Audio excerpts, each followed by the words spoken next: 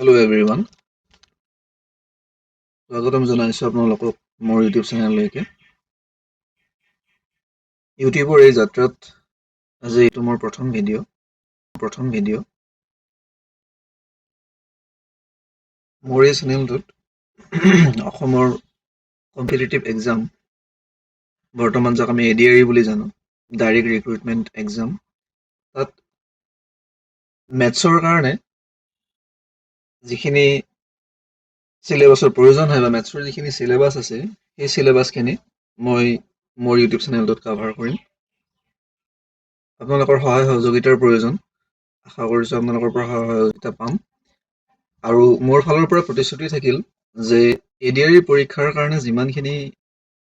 প্ৰিপেৰেশ্যনৰ প্ৰয়োজন হয়, যিমানখিনি চিলেবাছ থাকে, সেইখিনি মই সম্পূৰ্ণৰূপে কভাৰ কৰাই দিম। আপোনালোকে ভিডিঅ'বিলাক ভালদৰে চালে বা যিখিনি প্ৰেক্টিছ ছেট ইয়াতে কৰোৱা যাব, সেইখিনি যদি ভালকৈ প্ৰেক্টিছ কৰোৱা যায়, মই আশাবাদী যে ADREত মেথছৰ কাৰণে আপোনালোকে স্ক'ৰ কৰিব পাৰিব, ভাল নম্বৰ এটা পাব পাৰিব। ADRE পৰীক্ষাৰ কাৰণে আমাৰ মেথছত ভালেকেইটা বিষয়ৰ প্ৰয়োজন হয়। বিষয় মানে চিলেবাছৰ ভিতৰত ভালেকেইটা বিষয় অন্তৰ্ভুক্ত হৈ থাকে। তাৰ ভিতৰত আপোনাৰ টাইম ৱৰ্ক হয়, এভাৰেজ থাকে, পাৰ্চেণ্টেজ থাকে, মিন, মিডিয়ান, মুড থাকে। তাৰপিছত আপোনাৰ চিম্পল ইণ্টাৰেষ্ট থাকে, কম্পাউণ্ড ইণ্টাৰেষ্ট থাকে। এনেকুৱা ভালেকেইটা বিষয় অন্তৰ্ভুক্ত হৈ থাকে। আমি লাহে ধীৰে এটা এটাকৈ কভাৰ কৰিম। আজি প্ৰথমে আৰম্ভ কৰিবলৈ ওলাইছোঁ চিম্পল মেথ, সৰল সুত। সৰল সুতৰ বিষয়ে কম বেছি পৰিমাণে আমি সকলোৱে জানো, যিহেতু আমি এই বিষয়ে আগতে পঢ়ি আহিছোঁ। ক্লাছ 7-8 মানতে আমি সৰল সুতৰ বিষয়ে ইতিমধ্যে পাই আহিছোঁ। গতিকে সৰল সুত বিষয়টো নতুন নহয় কাৰো কাৰণে। সৰল সুত আমি আগতে পাই আহিছোঁ, কিন্তু কথাটো হ'ল এতিয়া ইমান বছৰ গেপৰ পিছত আমি পুনৰাই পৰীক্ষাৰ কাৰণে সৰল সুত পঢ়িব লগা হৈছে। গতিকে যিখিনি বেছিক কনচেপ্ট, চিম্পল ইণ্টাৰেষ্ট, সৰল সুত, যিখিনি বেছিক ইয়াৰে কাৰণে জ্ঞান দৰকাৰ হয়, সেইখিনি সকলোৰে আছে। জাষ্ট মই ৰিভিজন এটা কৰি দিলে গোটেইখিনি বস্তু ধৰক মনত পৰি যাব খুব সুন্দৰকৈ। গতিকে আৰম্ভ কৰিবলৈ ওলাইছোঁ সৰল সুত। সুত দুই ধৰণৰ থাকে, এটা হয় সৰল সুত আৰু এটা হৈছে মিশ্ৰ চক্ৰবৃদ্ধি সুত। এটা সৰল সুত, এটা চক্ৰবৃদ্ধি সুত, কম্পাউণ্ড ইণ্টাৰেষ্ট। আমি বৰ্তমান আৰম্ভ কৰিছোঁ সৰল সুত, চিম্পল ইণ্টাৰেষ্ট। চিম্পল ইণ্টাৰেষ্ট যিটো সৰল সুত, সেই বস্তুটো এনেকুৱা ধৰণৰ বা এই সুতৰ যিটো মানে সৰল সুতটো এনেকুৱা ধৰণৰ যে কিবা এটা পৰিমাণৰ পইচা, প্ৰিন্সিপাল বুলি যাক আমি ক'ম, মূলধন, সেই মূলধনটো যেতিয়া আমি ক'ৰবাৰ পৰা ল'ম, বেংকৰ পৰাই হওক বা বেলেগৰ পৰাই হওক, তাৰ ওপৰত আমাৰ কি থাকিব, এটা ইণ্টাৰেষ্ট লাগিব। অবভিয়াছলি আমি ক'ৰবাৰ পৰা পইচা ল'লে ইণ্টাৰেষ্ট দিব লাগিব, য'ৰ পৰাই নলওঁ কিয়, কিবা এটা হাৰত আমি ইণ্টাৰেষ্ট দিব লাগিব। আৰু পইচাটো আমি কিমান দিনৰ কাৰণে ল'ম, এটা সময় থাকে, কিমান বছৰৰ কাৰণে ল'ম। এই তিনিটা বস্তু আহে ইয়াতে আমাৰ বেচিকেলি। এটা আহে আমাৰ মূলধন, এটা হৈছে আমাৰ মূলধন মানে প্ৰিন্সিপাল, মানে পি। ৰেট অফ ইণ্টাৰেষ্ট মানে সুতৰ হাৰ,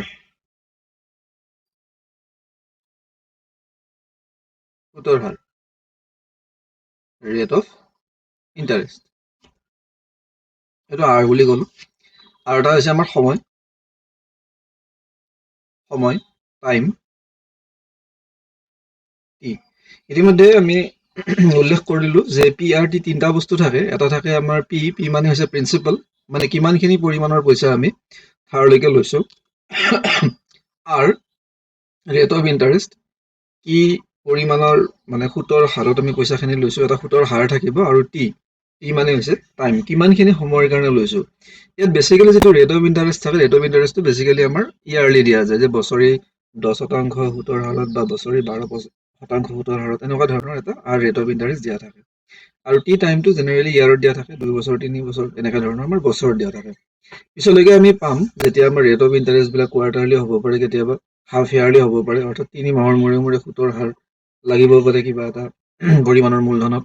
বা 6 মাহৰ মূৰে লাগিব পাৰে। আৰু যিটো টি আছে, টিটো জেনেৰেলি আমি বছৰ ধৰোঁ যদিও কেতিয়াবা কি হয়, অলপ ব্ৰেক কৰি দিয়া যায়, যেনে 2 বছৰ 6 মাহ 2 বছৰ 3 মাহ এনেকুৱা ধৰণে ব্ৰেক কৰি দিয়া যায় অকণমান বুজিব দৰকাৰ বাদ বাকী বিশেষ একো নাই আমি এনেকুৱা ধৰণৰ অংকও কৰিম য'ত ৰেট অফ ইণ্টাৰেষ্ট বিলাক আমাৰ ধৰক কোৱাৰ্টাৰলি আহে 3 মাহৰ মূৰত আহে বা 6 মাহৰ মূৰত আহে 3 মাহ বা 6 মাহৰ মূৰত অহা অংকবিলাক আমি কৰিম আৰু যিটো টি টাইমটো ব্ৰেক কৰি অহা যেনে ধৰক 2 ইয়াৰ 6 মান্থ এনেকুৱা ধৰণৰ অংক হ'ব পাৰে বা 2 ইয়াৰ 3 মান্থ এনেকুৱা ধৰণৰ অংক হ'ব পাৰে এইবিলাক অংকৰ বিষয়ে আমি পঢ়িম তো এই যে তিনিটা বস্তু পালো আমি এটা পালো পি প্ৰিন্সিপাল এটা পালো R rate of interest R এইটো আৰটো আৰু এটা হৈছে সময় টি টাইম এই তিনিটা বস্তুৰ ওপৰতে বেছ কৰি পেলাই আমি উলিয়াব পাৰিম সৰল সুতৰ মানে কেনেকৈ উলিয়াব পাৰি তাৰ ফৰ্মুলাটো এই তিনিটাৰ ওপৰতে বেছ কৰি আছে এটা পি এটা আৰ এটা টি এতিয়া এই যিটো সূত্ৰ ফৰ্মুলাটোনো কি পি আৰ টি মানে সৰল সুত উলিয়াবৰ কাৰণে ওকে তিনিটা বস্তু পালো এটা পালো আমি পি ওকে আমি পালো এটা পি এটা পালো আমি আৰ আৰু এটা পালো আমি টি এই তিনিটাৰ ওপৰত বেছ কৰি পেলাই আমি উলিয়াম কি চিম্পল ইণ্টাৰেষ্ট তিনিটাৰ ওপৰত বেছ কৰি আমি উলিয়াম চিম্পল ইণ্টাৰেষ্টৰ ফৰ্মুলাটো হৈছে P into R into T divided by 100 P R T divided by 100 এইটো হৈছে আমাৰ কাৰণে সৰল সুত উলিওৱা যিটো ফৰ্মুলা সেইটো এইখিনি মনত ৰাখিলে যথেষ্ট সৰল সুতৰ কাৰণে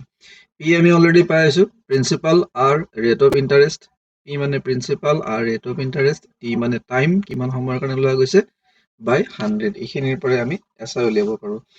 এছআই চিম্পল ইণ্টাৰেষ্ট ইয়াৰ পৰা প্ৰশ্ন দুই ধৰণৰ হ'ব পাৰে এটা হ'ব পাৰে যে আমাক পি দিয়া আছে আৰ দিয়া আছে টি দিয়া আছে আমাক বেসিক্যালি ওলাব দিছে S I equal to what এক নম্বৰ দুই নম্বৰ আমাক এইখিনি দিয়া আছে পি দিয়া আছে আৰ দিয়া আছে টি দিয়া আছে আমাক উলিয়াব দিছে এমাউণ্ট কিমানখিনি হ'ব এইটো উলিয়াব দিছে বেলেগ একো নাই আমি এছআইৰ কাৰণে ফৰ্মুলাটো অলৰেডি পালো এইটো ফৰ্মুলা ইউজ কৰি পেলাই আমি এছআই উলিয়াব পাৰিম আৰু যদি আমাক ইনকেছ সুধি দিয়ে যে এমাউণ্ট কিমানখিনি অৰ্থাৎ ইমান বছৰৰ মূৰত কিমানখিনি পৰিমাণৰ পইচা দিব লাগিব কাৰণ গোটেইকেইটা দিয়া আছে পি দিয়া থাকিব আমাক আৰ থাকিব টি থাকিব তাৰপিছত আমাক দিব এমাউণ্টৰ কাৰণে বেসিক্যালি এইখিনিয়ে যে আমাৰ যিটো পি আছে প্ৰিন্সিপাল মানে যিখিনি মূলধন বা পইচা আমি লৈছিলো ধাৰলৈকে সেইটো পি আৰু লগত ইয়াতে আহিব কি এছআই কিমানখিনি পইচা আমি ঘূৰাই দিব লাগিব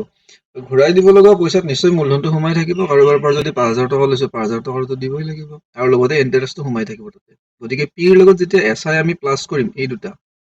পি প্লাছ এছআই তেতিয়া আমাৰ কি হ'ব এমাউণ্ট আমি মুঠত কিমানখিনি পইচা সুতে মূলে ঘূৰাই দিব লাগিব ইয়াকে কি বুলি কয় এমাউণ্ট বুলি কিমানখিনি এমাউণ্ট দিব লাগিব ঠিক আছে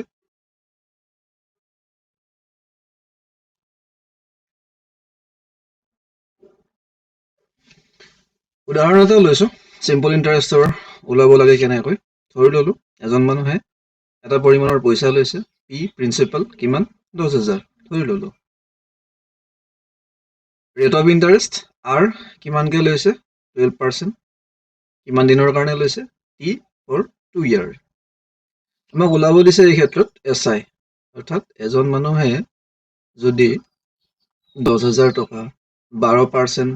ইণ্টাৰেষ্টত 2 বছৰৰ কাৰণে লয় তেনেহ'লে মানুহজনে চিম্পল ইণ্টাৰেষ্ট এইখিনিৰ ওপৰত কিমান দিব লাগিব আমি ইতিমধ্যে পাইছো যে এছআইৰ কাৰণে যিটো ফৰ্মুলা সেইটো হৈছে P into R into T by 100 ইয়াতে পি হ'ব আমাৰ কাৰণে 10,000 into R 12 into T 2 by 100 double 0 কাটা যাব ইয়াতে ইয়াতে হ'ব আপোনাৰ 12 × 24 আৰু থাকিব দুটা 0 তো ইমানখিনি হ'ব আমাৰ এছআই ইয়াতে এইটো কেছতে আমাক কৈছে এছআই নহয় আমাক লাগে এমাউণ্ট অৰ্থাৎ ইমানখিনি পইচা 12% ইণ্টাৰেষ্টটো যদি 2 বছৰৰ কাৰণে লয় 2 বছৰৰ মূৰত মানুহজনে কিমানখিনি পইচা ঘূৰাই দিব লাগিব আমি অলৰেডি পাইছো যে এমাউণ্ট মানে কি হয় আমাৰ পি প্লাছ এছআই দুটা বস্তু আমাৰ আহিব ইয়াতে তো পি আছিল বেসিক্যালি আমাৰ কিমান 10,000 প্লাছ এছআই মানে হ'ল আমাৰ 2,400 তো দুটা মিক্স কৰিলে হ'ব আমাৰ 12,400 ইমানখিনি হৈ যাব আমাৰ এমাউণ্ট এছআই হ'ল 2,400 আৰু এমাউণ্ট বুলি ক'ব গ'লে 10,000 টো প্লাছ হ'ব ইয়াতে প্লাছ হৈ পেলাই কিমান হ'ব 12,400 অ'কে ইয়াৰ পিছৰ ভিডিঅ'টোত আমি এছআই ৰিলেটেড অন্যান্য আৰু কুৱেশ্যন কিছুমান আনিম এছআই ৰিলেটেড অন্য কুৱেশ্যন কিছুমানো আহিব বা বেলেগ ধৰণৰ কুৱেশ্যন কিছুমান হ'ব পাৰে কুৱেশ্যনবিলাক হ'ব পাৰে এনেকুৱা ধৰণৰ যে এটাটো পালোঁ আমি যে এছআই উলিয়াব লাগে বা এছআইৰ ওপৰত বেছ কৰি পেলাই আমি এমাউণ্ট উলিয়াব লাগে অন্য হ'ব পাৰে এনে যে এছআইটো আমাক দিয়া আছে পি দিয়া আছে আৰ দিয়া আছে আমি টি উলিয়াব লাগে বা যি আমি ইয়াতে চাৰিটা পালোঁ যে এছআই এটা পি এটা আৰ আৰু টি এই চাৰিটাৰ ভিতৰত যিকোনো তিনিটা দিয়া থাকিব এটা আমাক উলিয়াব লাগিব ইয়াতে আমাক পি আৰ টি দিয়া আছিল এছআই উলিয়াইছোঁ অন্য কুৱেশ্যন হ'ব পাৰে য'ত এছআই দিয়া থাকিব বা বেলেগ যিকোনো দুটা দিয়া থাকিব আমাক অন্য এটা উলিয়াব লাগিব গতিকে সেই ধৰণৰ কুৱেশ্যনো হ'ব পাৰে